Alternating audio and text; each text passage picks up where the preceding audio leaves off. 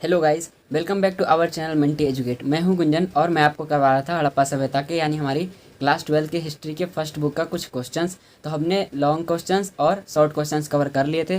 तो आज हम करेंगे अति लघु उत्तरीय प्रश्न यानी कि very short questions answer and उसके बाद एमसीक्यू कुछ देख लेंगे जो कि इंपॉर्टेंट है इसके हिसाब से।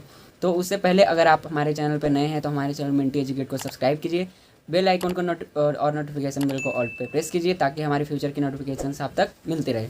तो आइए शुरू करते हैं। तो देखिए, अति लघु उत्तरीय प्रश्न में पहला प्रश्न है कि सिंधु घाटी सभ्यता के दो सबसे बड़े शहरों के नाम लिखे। तो देखिए, दो सबसे बड़े शहर जो सिंधु घाटी सभ्यता के थे वो थे मोहनजोदड़ो और हड़प्पा।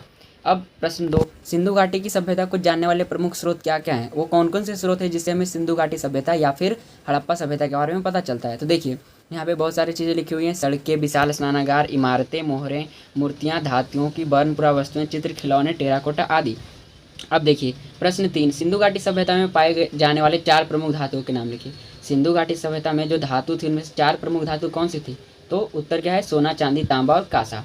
अब प्रश्न चार, मोहनजोदड़ो शहर किन दो प्रमुख हिस्सों में बटा था? तो देखिए, मोहनजोदड़ो शहर दो प्रमुख शहरों में बटा था। एक शहर था दुर्ग और दूसरा था निचला शहर। अब प्रश्न पाँच, हड़प्पा सभ्यता की कुछ प्रमुख इमारतों के नाम बताइए। तो कुछ प्रमुख इमारत जो थे वो थे दुर्ग, विशाल स्नानागार, अन्नागार और स्तंभित भवन।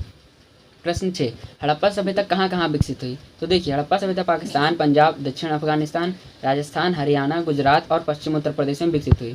अब प्रश्न 7 की बात करते हैं। हड़प्पा सभ्यता को सिंधु घाटी की सभ्यता क्यों कहा जाता है? क्योंकि हड़प्पा और मोहनजोदड़ो के अवशेष मुख्य रूप से सिंधु नदियाँ इस घाटी के आसपास से ही प्राप्त हुए। ठीक है। अब प्रश्न 8, हड़प्पा के लोगों के प्रमुख आहार क्या क्या थे? तो देखिए, वो कौन कौन से क्या क्या चीज़ खाते थे? गेहूँ, चावल, दूध, फल, घी, सब्जियाँ, सुअर का मांस, मछली, अंडे, खजूर, नारियल, ये सब। अब प्रश्न 9, हड़प्पा सभ्यता में प्रयोग किए गए तीन प्रमुख यातायात के साधनों के नाम बताइए। या एक जगह से दूसरी जगह जाने आने के लिए वो कौन से तीन प्रमुख यातायात के साधनों का प्रयोग करते थे? तो नाव, बैलगाड़ी और जहाज। उन तीन केंद्रों के नाम बताइए जहाँ विशिष्ट ड्रिल से जुड़े हुए मनकों को बनाने के लिए इस्तेमाल किए हुए अवशेष मिले थे। ये हैं प्रश्न 10। तो देखिए, उत्तर है चौहंदड़ो, लोथल और धौलीवीरा। अब देखिए नेक्स्ट पे आते हैं। नेक्स्ट क्वेश्चन है हमारा प्रश्न 11, उन दो केंद्रों के नाम बताइए जहाँ पर विशेष रूप से शंख का प्रयोग करके कुछ पदार्थ बनाए जाते थे। तो वो जगह थे नागेश्वर और बालाकोट। यहाँ पे बस्तियाँ बसाई गई थी क्योंकि यहाँ पे शंख बहुत था। प्रश्न 12, नागेश्वर एवं बालाकोट में शंख से किस प्रकार की वस्तुएं बनाई जाती थी? तो देखिए, नागेश्वर और बालाकोट में शंख से चूड़ियाँ, करछियाँ और पट्टिकारी की वस्तुएं बनाई जाती थी। अब प्रश्न 13 आता है, क्या हड़प्पा के लोग साक्षर थे? तो हाँ, क्योंकि हड़प्पा में पाई गई वस्तुओं पर वहाँ के लोगों ने बहुत कुछ बनाया था अपने हाथों से। ठीक है, चित्रकारी की थी। प्रश्न 14, हड़प्पा सभ्यता में शिल्प उत्पादन के लिए किस प्रकार के कच्चे माल का प्रयोग किया जाता था? तो देखिए, मिट्टी, पत्थर और लकड़ी का प्रयोग किया जाता था। ये सब कच्चे माल थे वहाँ पे शिल्प उत्पादन के लिए। प्रश्न 15, चौहंदड़ो के लोगों के शिल्प कार्यों का नाम बताइए। चौहंदड़ो के जो लोग थे वो कौन कौन से शिल्प कार्य करते थे? तो मनके बनाना। अब देखिए आता है प्रश्न संख्या 15 कि चौहंदड़ो के लोग जो थे वह शिल्प कार्य करते थे। तो कौन कौन से शिल्प कार्य करते थे?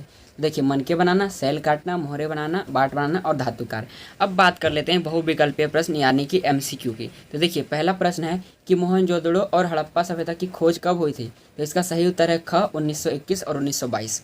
मतलब मोहनजोदड़ो का 1921 में और हड़प्पा का 1922 में। प्रश्न संख्या 2, हड़प्पा सभ्यता किस नदी किनारे बसाई गई थी? तो देखिए, ये तो था, आप में से मुझे पता है कि बहुत सारे सिंधु लगाएंगे, लेकिन इसका जो सही आंसर है वो है ख राबी। समझ गए, वो राबी नदी के आसपास थी, उसके मिले थे। ठीक है। प्रश्न 3, हड़प्पा सभ्यता में पाई गई ईंटों का अनुपात क्या है? तो इसका भी ख सही उत्तर है 1:2:5। प्रश्न 4, हड़प्पा के लोग किस देवता की पूजा करते थे? तो देखिए, इसका सही है ग रुद्र शिव की। किताब में आपके लिखा भी हुआ है पुस्तक में। प्रश्न 5, हड़प्पा सभ्यता को जाना जाता है। इसका सही उत्तर है ग कांस्य युग सभ्यता। कांसा वहाँ मिलता था बहुत। प्रश्न 6, कपास पैदा करने का श्रेय सबसे पहले किसे जाता है?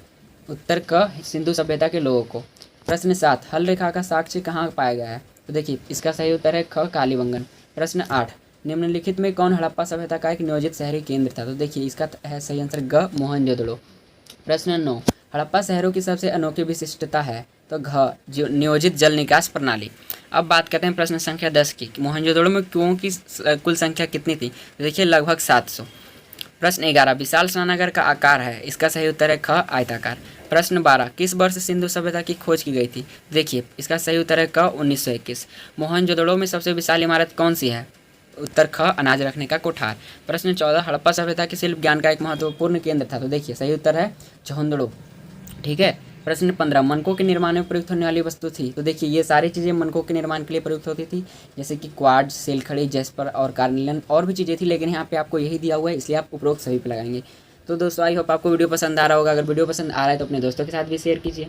बहुत इंपॉर्टेंट क्वेश्चन है ये हड़प्पा सभ्यता के। अब प्रश्न 16, शंख से बनी वस्तुओं के लिए प्रसिद्ध थे, तो बालाकोट और नागेश्वर थे। तो यहाँ पे बालाकोट है, इसलिए सही उत्तर हो जाएगा क, बालाकोट। प्रश्न 17, तांबा का आयात कहाँ से किया जाता था? तो देखिए तांबा का आयात मूलतः ओमान से किया जाता था। इसका सही उत्तर है ग, ओमान। प्रश्न 18, हड़प्पा संस्कृति की सर्वोत्तम कलाकृतियाँ हैं। सबसे अच्छी कलाकृति कौन सी हड़प्पा संस्कृति की? तो उसका उत्तर है ग, मोहरे। अब प्रश्न 19, हड़प्पाई लिपि का सबसे पुराना नमूना कब मिला था? मतलब सबसे हड़प्पाई लिपि जो मिली थी पुराना, वो कब मिला था? तो ये मिला था क, 1853। प्रश्न 20, हड़प्पा लिपि वर्णात्मक है, चित्रलेखात्मक है, चित्रलेखात्मक नहीं है, ऊपर से नीचे की ओर है। इसका सही उत्तर है ख, चित्रलेखात्मक है, क्योंकि वहाँ पे चित्र बनाया गया था, इसलिए हमें पता चला था कि हड़प्पा के लोग साक्षर थे, पढ़े लिखे थे। ठीक है, पढ़ना लिखना जानते थे। प्रश्न 21, हड़प्पाई सभ्यता के स्थलों से प्राप्त किस वस्तु में लिखावट पाई गई है? तो देखिए हड़प्पाई सभ्यता के जो स्थल से ऐसे कौन से मतलब हड़प्पा सभ्यता के जगह थे जहाँ से वस्तु पर लिखावट पाई गई है, उन्होंने कुछ लिखा था। तो देखिए वो थे तांबे के औजार, आभूषण, मर्तवानों के अम्बट, ये तीनों जगह पर लिखावट उनकी पाई गई थी। ठीक है, तो यहाँ पे हमारे जो इंपॉर्टेंट क्वेश्चंस का जो सीरीज है वो खत्म होता है। अगर आपने इसका फर्स्ट पार्ट नहीं देखा है, वेरी शॉर्ट क्वेश्चंस और लॉन्ग क्वेश्चन का, तो जाइए डिस्क्रिप्शन बॉक्स में लिंक गिवन है, जाके देखिए। तो आई होप आपको समझ में आया होगा। मिलता हूँ नेक्स्ट वीडियो में, तब तक के लिए बाय एंड थैंक यू।